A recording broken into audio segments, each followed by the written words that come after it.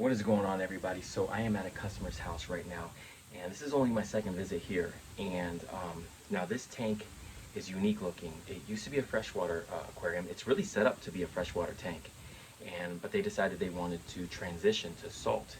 And ever since then, it's been a bit of a bumpy road. There's been some setbacks, and the tank's just not doing what it should do. So it's my job to make it, a proper saltwater aquarium.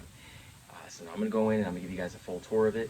Now the challenging part of it is a canister filter, and I'll go over some of the other things in a second. But today we're going to do a very deep clean. We're going to test. We're going to see where everything's at. We're going to add some corals, and we're going to do a very good sized water change because there's a lot of green hair algae and some brown algae. All right, so we're inside, and right off the bat, there's a ton of brown algae all over the glass and all over the back there. It's hard to really get a good look into the tank, so I'm going to go ahead and start cleaning the glass and scrubbing a little bit so we can get a better look inside this tank. Now, like I said, this is only my second time here, so I'm just trying to get a lay of the land and see what will work. Now, like I said, this aquarium is running off a canister filter, lower end canister filter. Not sure what brand that is, but yeah, it was a freshwater aquarium. They switched over to salt, and we are definitely going through the ugly phase. By ugly phase, I mean we got a bunch of hair algae growing here on the substrate. Now, that's actually the same substrate that they had in their freshwater tank, which is curious. There is some corals in here, pulsing xenia, waving hand anthelia. So there is corals in here doing well. Go ahead and scrape some of this hair algae off because there's not a lot, but it's thick where it is at. And then we'll stir this all up too, try to get as much of the hair algae out as possible. We are going to go deep on this water change. We're gonna do over a 50% water change on this thing, for sure.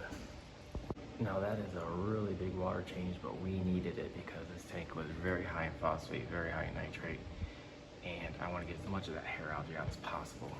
Now, I think that the biggest problem I'm looking at in this tank is the fact that it has hair algae. That's it.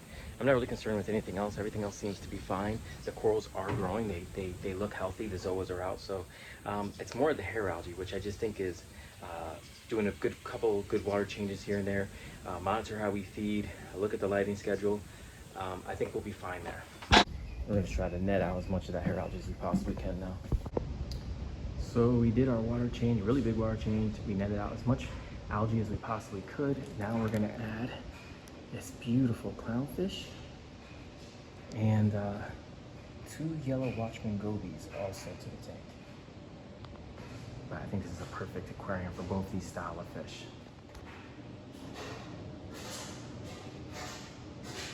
That is a good looking clownfish right there. Look at that. I love the white on it, especially when you run a lot of blue lights, the white really stands out.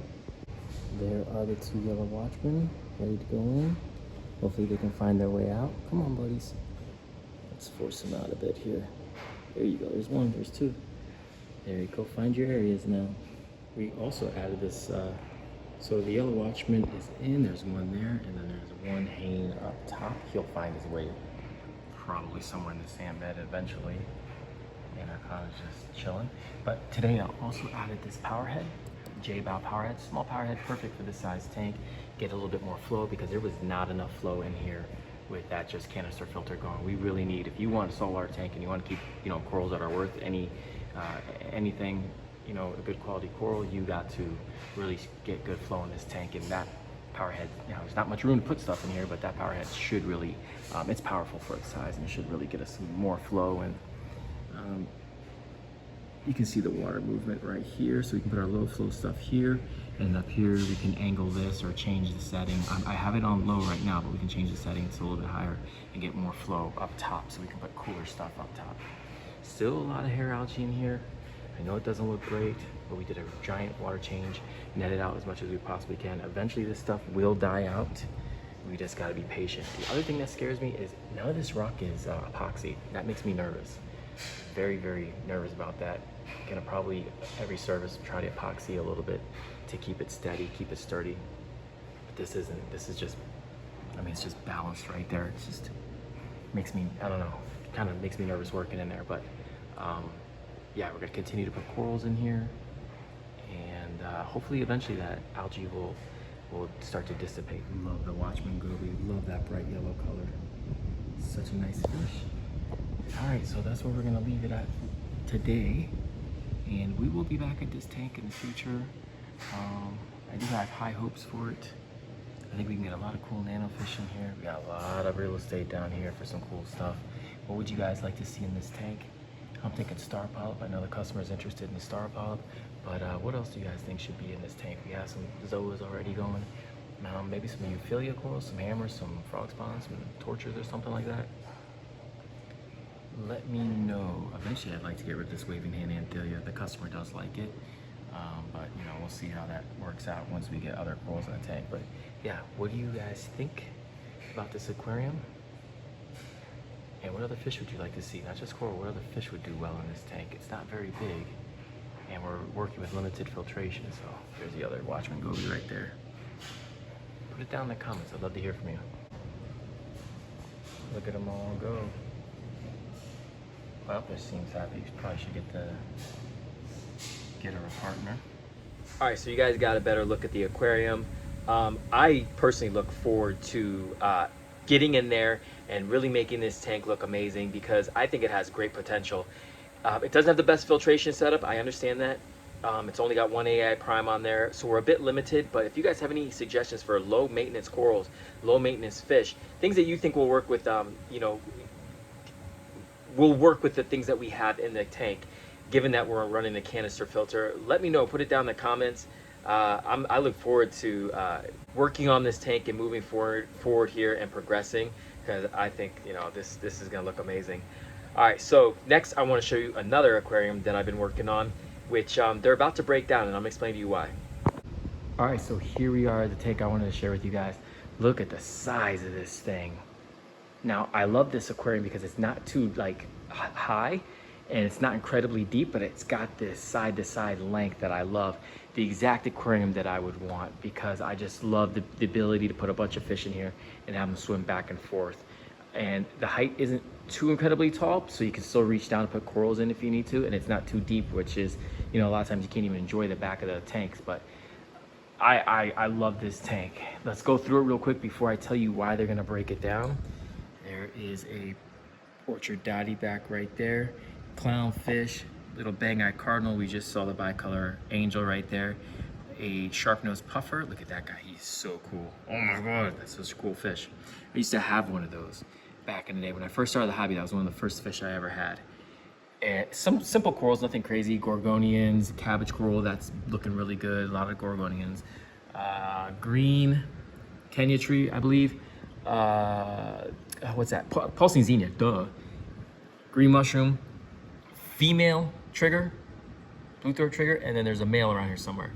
Hiding in that rock work is a coal tang, whitetail coal tang, little blue hippo tang, dory, some of you guys call it. I think this is the male. This is the male. Yeah, I can see on his jaws, little blue. That is a really, oh, look at the blue lips on that thing. Such a, oh, I love that. That is a really pretty fish. And obviously not shy. Usually those triggers are shy. And then the female right there. They are paired and they get along lovely. So there's a pair of them in here. That's a unique thing to have in your aquarium. It's kind of cool to like show people that, you know, not a lot of people have paired fish and have a male and a female that get along like that. It's really dope. Got two anemones, got a rose right there, which for whatever reason, I've tried to move this thing, but it always goes back here. There's tons of flow, just pounding it, and it just goes back here every single time. It's actually splitting. You can see in the middle there where there's two separate anemones, but I keep moving it and it just keeps wanting to go back there. And then this green anemone I put way over on the other side, and it's found its way over here. So they're really enjoying the flow. Both of those anemones are really pretty. Look, I love that toast. So look at the polyps coming out on that thing. Now the lights just came on. Now there's a ton of bubble algae in this aquarium, which isn't the end of the world. We can put an army of emerald crabs in here and could potentially clear that up. Ooh, look at that. That means that anemone split, because I just put one of those in here. So that anemone split. The green, so maybe something about this water going so fast right here is causing them to split. I don't know, but we definitely, that was not there before, that green split. Some blue discosoma mushrooms. Anyways, you guys get the idea. So it's kind of pretty much a basic setup, nothing too crazy. Oh my God. He just went to the bathroom all over the place. Good Lord. Yeah, the corals will love that. So basically what we're looking at here is a lovely tank, but unfortunately they're moving to a new home and they cannot have a tank this large. It's just not gonna work for them. So they're going to get a different style tank. I think a Red Sea, something like a 300 gallon or something like that, which has a smaller footprint. It's a bigger, it's just as big of an aquarium, or close to it, but just has a smaller footprint. You know, it's taller, it's deeper, and a little more modern. Got, you know, all the little bells and whistles and gadgets and things like this. They just don't want to have to be able to break this down and bring it to their new home. Not only do they not have the space, it would just be an absolute nightmare to have to break this down and take it with you somewhere. It's just not reasonable. So what we're gonna do is we are going to break down the tank. We're gonna get all the fish out, some of the coral possibly, treat them at our shop, and set the tank up at the new house and put the fish in there. And then we're gonna do all brand new rock, all probably like more of the arches and things like that, like a Carib Sea style tank. Open it up a bit, put all the fish in there, and then when the tank is ready and cycled and all that stuff, we'll go ahead and we'll put in the coral afterwards. But then that way we're not getting there's aptasia in this tank, there's bubble algae in this aquarium. That way we're not getting a lot of this stuff that's in this tank. So we take some of the corals out, we're able to take them back to our facility, frag them up, monitor them, get any aptasia or bubble algae or any type of nuisance stuff off of them.